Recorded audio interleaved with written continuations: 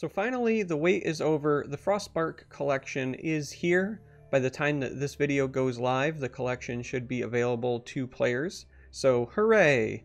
This video we're going to talk about the last card that was revealed. It's the last card from the set. This was revealed by Bethesda yesterday, and that card is Wilds Incarnate. This is a 7-cost neutral legendary. It's a beast, and it's a 5/6 with guard, and it has an interesting summon ability. The summon says, draw a card if you have 4 runes, draw an additional card if you have 5 runes. Now, I'm going to talk about the competitive viability in a moment, but I want to start off by saying, if you're disappointed by this card, I don't blame you. But not because it's bad, because I don't think it's bad, and I'll talk about that in a minute. But the Madhouse collection, when it gave us a legendary, it was a neutral legendary that was Altar of Despair, and that kind of spurred new deck archetypes. And then Forgotten Hero collection gave us 3 legendaries, but they were all unique legendaries, and that kind of spurred the singleton archetype. So going into this, I think everybody kind of thought we were going to get a neutral legendary that again potentially spawned new deck archetypes, and this one instead enhances some existing ones. I think that this card has potential in certain control decks or certain mid-range decks, so a little bit of a disappointment there. And if you are disappointed that this isn't something that's just creating a new archetype, I can understand that, and there's not much we can do about it now. So let's talk about the card itself and why I think that it is not nearly as bad as I'm hearing a lot of people say that it is. This card is essentially Triumphant Jarl. Triumphant Jarl, most of the time when you're playing it, you're playing some sort of either aggressive or mid-range deck, and you're trying to punch your opponent in the face. They're probably playing control and they're answering all of your cards, and as you start to run low, in the case of Jarl, you usually have the health lead, so you play it, you draw 2 cards, and then you continue to put the pressure on them. Jarl is a 6-cost strength card that is a 4/4, and to get its trigger you have to have more health than your opponent, which again, if you're playing the aggressive list, seems pretty easy to do. Now, the reason that Jarl used to see play was because it's a dead card in the aggro mirror, but in the aggro mirror, your opponent's also hitting you, and it's less likely you're going to run out of cards, so it just ends up being a dead card, but you should never really run out of gas in those scenarios. And Wilds Incarnate, to me, is going to be very, very similar in that regard. Control decks usually don't hit their opponent because they don't want to give them extra resources, extra cards, while they try to stabilize.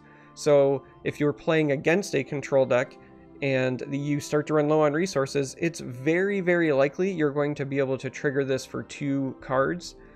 Even in weird scenarios where maybe your opponent has played a lot of Blackhand Messengers and they've died and they've got the last gasp going off, and that triggers them to break a rune, or maybe they had to attack with a drain creature, you know, whatever the case may be, you're probably still getting at least 1 card out of this, which is not bad.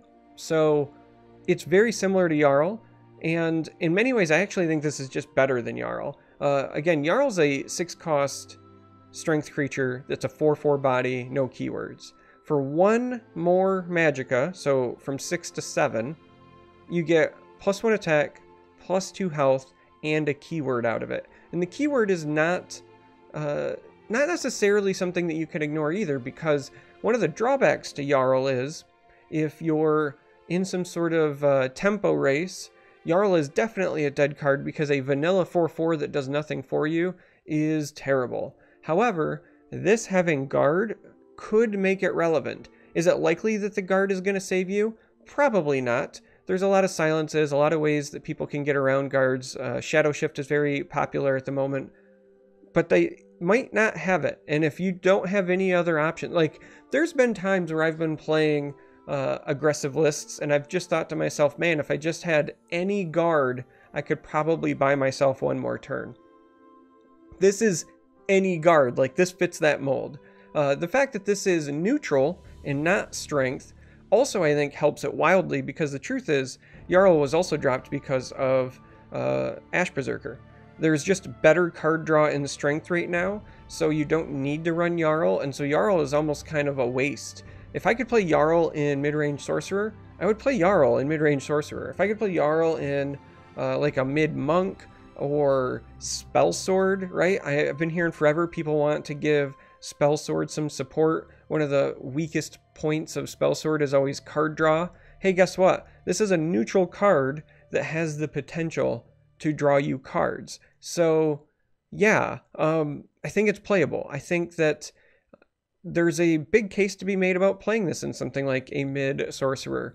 Like, Bone Colossus is great, don't get me wrong. And the goal with Bone Colossus is, as your opponent starts to stabilize his control, you play Bone Colossus to like refill after they've Ice Stormed or whatever the case may be.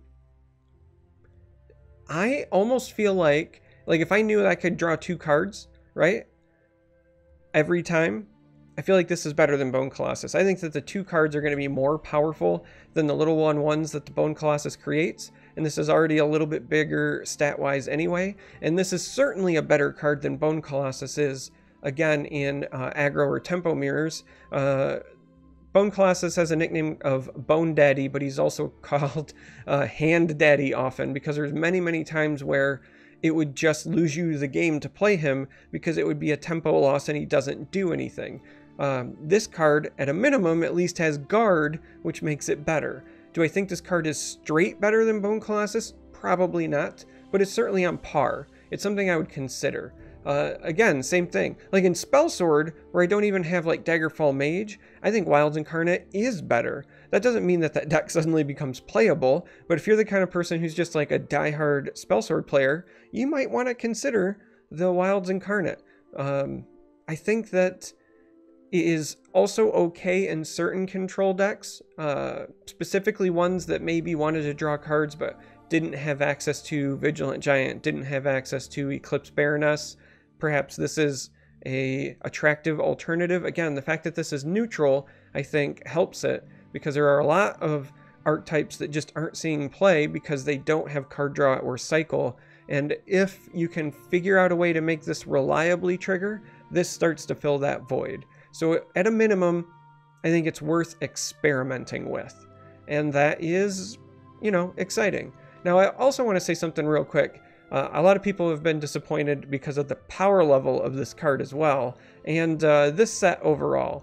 And I guess to that I would say, we've just spent months complaining about Conscription and Ulfric's Uprising and some other cards as well that are in the Forgotten Hero collection. So maybe we didn't want another collection that did the same thing. Maybe we wanted more complementary pieces as opposed to outright defining pieces, because we want to plan for the future. I also want to go as far as to say this is a neutral card. I've been kind of hitting that dead horse a bit now, but because this is a neutral card, we don't want this to be on the level of Conscription or Ulfric's Uprising.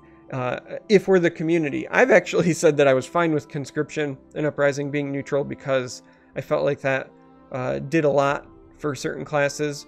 But yeah, if you're one of those people who are like, hey, Conscription needed to not be neutral, hey, Ulfric's Uprising needs to not be neutral, whatever the case may be, or maybe you're just in that, like, I don't want my neutrals to be so powerful that they feel auto-include because it takes away from class identity, yada yada yada. Wilds Incarnate fits that bill. So, I don't know. I'm a fan of the card because it at least makes me consider it. Does it mean it's going to be widely played? No. Does it mean that it's going to suddenly make tier 4 decks tier 1? No. But I at least can think of a handful of decks that I want to try this out in. And that's all I ask for out of new cards. So, yeah. Anyway, that's Wilds Incarnate. Happy FrostSpark Day. I hope you're enjoying the set. I hope that you're at least trying out some of the new cards. If you made it this far through all of my rambling and rants, thanks for watching. Until next time, may you walk on warm sands.